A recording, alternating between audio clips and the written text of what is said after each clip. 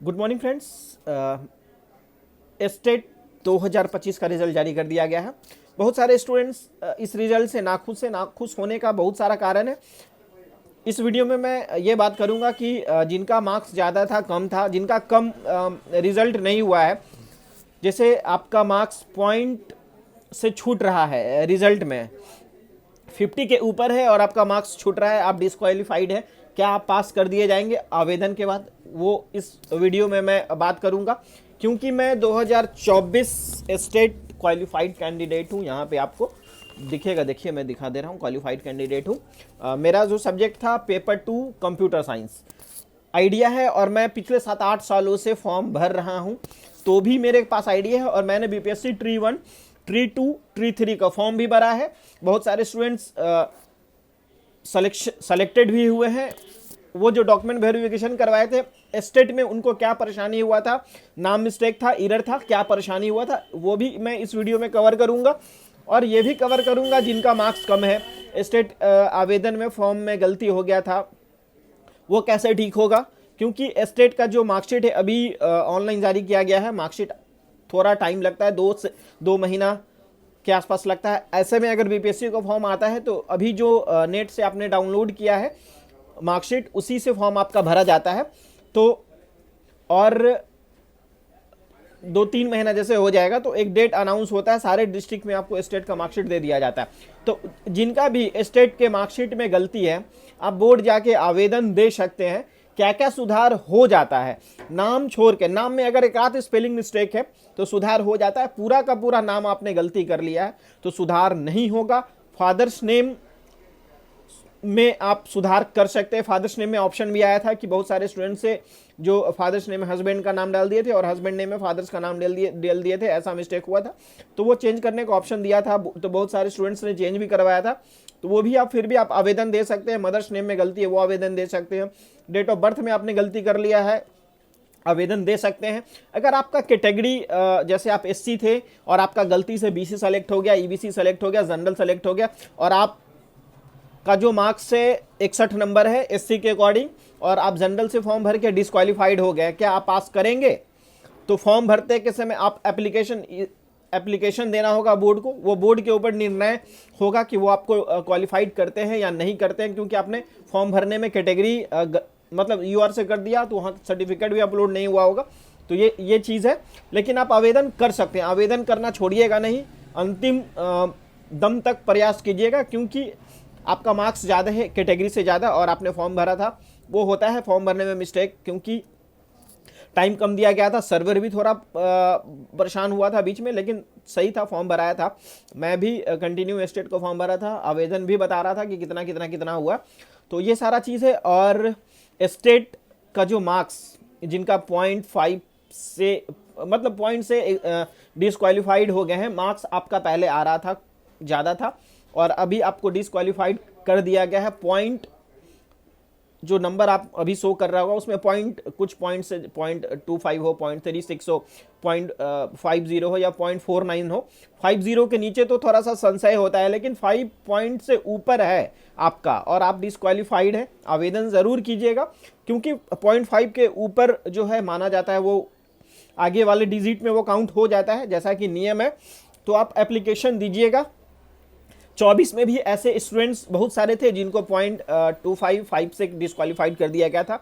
आवेदन दिए थे वैसे स्टूडेंट्स से, फिर तो हमारा बात हुआ नहीं कि उनका भरा था कि नहीं भरा था, वो बोर्ड से पता चलेगा। लेकिन मैं कोशिश करूंगा वैसे स्टूडेंट से, या फिर कोई हमारा वीडियो देख रहे हैं वैसे स्टूडेंट से जिनका 0.5 से रिजल्ट छूटा हो, बाद में आपका स्टेट है जो आप आवेदन दिए और आपको क्वालिफाइड कर दिया गया, ज़रूर कमेंट करके बताइएगा। क्योंकि आप अगर एक कमेंट करते हैं पॉजिटिव होगा तो बहुत सारे स्टूडेंट्स को इस वीडियो से फ़ायदा हो जाएगा, उनको आइडिया लग जाएगा कि हाँ मार्क्स भरा था, एप्लीकेशन देंगे, प्रयास करेंगे। प्रयास करना भी चाहिए।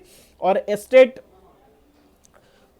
में बहुत सारे ऐसे स्टूडेंट्स थे जिनका आंसर की में नंबर ज़्यादा था और अभी डिस्क्वालीफाइड कर दिया गया। नॉर्मलाइजेशन का जो रूल होता है उसके अकॉर्डिंग आपको डिस्क्वालीफाई कर दिया गया, तो वो बाद में, लेकिन आंसर की जो था क्वेश्चन गलत था, बहुत सारे स्टूडेंट चैलेंज भी किए थे, उसके बाद से री आंसर की जारी होना चाहिए था।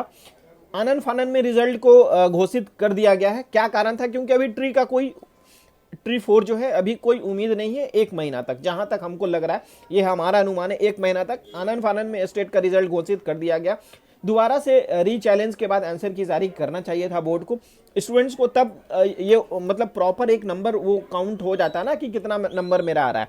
उसके बाद नॉर्मलाइजेशन रूल के कारण बहुत सारे छठे हैं, तो जो आंसर की था उसके बाद उन्होंने बहुत ज़्यादा निगेटिव ले लिया होगा, इस कारण से उनका मार्क्स कम हो जाता है और बहुत सारे स्टूडेंट्स का मार्क्स बढ़ा भी है। जिनका मार्क्स भर के पास हो गए हैं उनको तो कोई प्रॉब्लम नहीं है, लेकिन जिनका मार्क्स घटा है उनको तो प्रॉब्लम हो गया ना, वो डिस्क्वालीफाई हो गए, ट्री 4 में वो हिस्सा नहीं ले पाएंगे। तो यही है, मतलब अब क्या ही बोल सकते हैं, बोर्ड से गुहार कर सकते हैं, बोर्ड से रिक्वेस्ट करते हैं कि ऐसे स्टूडेंट्स के बारे में सोचिए या फिर आप ही कुछ कर सकते हैं। और ट्री 1, ट्री 2, ट्री 3 जिनका फॉर्म में गलती हो गया था, स्टेट में गलती हो गया था, उन्होंने आवेदन देकर सुधार किया। क्या बीपीएससी सेंटर काउंसलिंग में दिक्कत हुआ?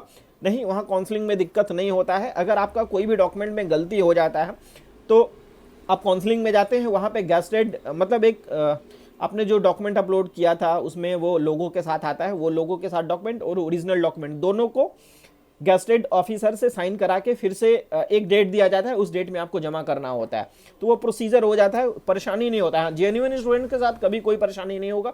थोड़ा सा नाम इरर हो गया है, कैटेगरी अगर इरर है तो प्रॉब्लम है, लेकिन अगर नाम में मिस्टेक है, डेट ऑफ बर्थ में एक आध मिस्टेक है, तो आप आवेदन देंगे, सुधार आपका बोर्ड से हो जाएगा। क्योंकि मार्कशीट आने में है तो आप जल्द से जल्द बोर्ड में आवेदन दे दीजिए, वहाँ आपका सुधार हो जाएगा। और जिनका पॉइंट से नंबर छूटा है, आप लोग लगे रहिए, प्रयास में रहिए। बहुत सारे यूट्यूब वाले भी, टीचर भी लगे हुए हैं इस चीज़ को कि कम से कम 0.5 वाले का जो है उनके साथ जो उनका पॉजिटिव है, पॉजिटिव रिजल्ट उनको दे दिया जाए। क्योंकि बीपीएससी ट्री 4 है, काफ़ी दिन से प्रयास है। तकरीबन स्टेट बोला गया था कि साल में 2 बार आएगा, एक ही बार आता है, और एग्ज़ाम भी जल्दीबाजी में और आंसर की में बहुत सारा विसंगतियाँ था, चैलेंज भी किया स्टूडेंट्स ने। तो ऐसे में स्टूडेंट के हित में बोर्ड इतना मतलब एक एग्ज़ाम कंडक्ट होता है, फेयर एग्ज़ाम कंडक्ट होता है। टीसीएस ने एग्ज़ाम काफ़ी अच्छा करवाया, फेयर एग्ज़ाम हुआ, किसी तरह का कोई परेशानी नहीं है एग्ज़ाम में देखने को मिला, टाइम पे रिजल्ट भी आया। लेकिन इतने सारे जो स्टूडेंट्स का परेशानी है उसको दूर किया जाए। और मैंने जो बताया कि क्या क्या गलती है आपका, उसको सुधार के लिए अब आवेदन देना होगा।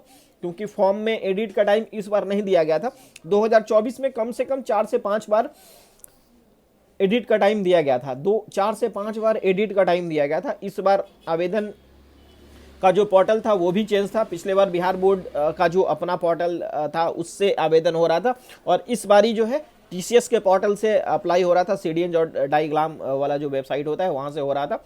तो इस कारण से एडिट का मौका नहीं दिया गया। एडिट का मौका लेकिन देना चाहिए था। बहुत सारे स्टूडेंट्स का जो फॉर्म गलती हुआ था वो सही कर सकते थे, लेकिन कोई बात नहीं। आप अभी आवेदन बोर्ड के अगर कोई मेंबर देख रहे हैं, आप अभी आवेदन स्वीकार कर लीजिए। जिनका भी गलती है उनको आप कोशिश कीजिए सुधार के मार्कशीट फिर से दोबारा अपलोड करने का। क्योंकि स्टूडेंट्स का अटेम्प्ट, क्योंकि परेशान होते हैं, एक आध लेटर गलती हो जाता है, आगे तो दिक्कत नहीं होता है, फिर भी अभी परेशानी उनको लगता है कि आगे क्या होगा। इस सोच में उनका जो तैयारी है ना, थोड़ा सा इफेक्ट हो जाता है, हमेशा मन में वो आते रहता है कि आगे क्या होगा, आगे क्या होगा, आगे क्या होगा।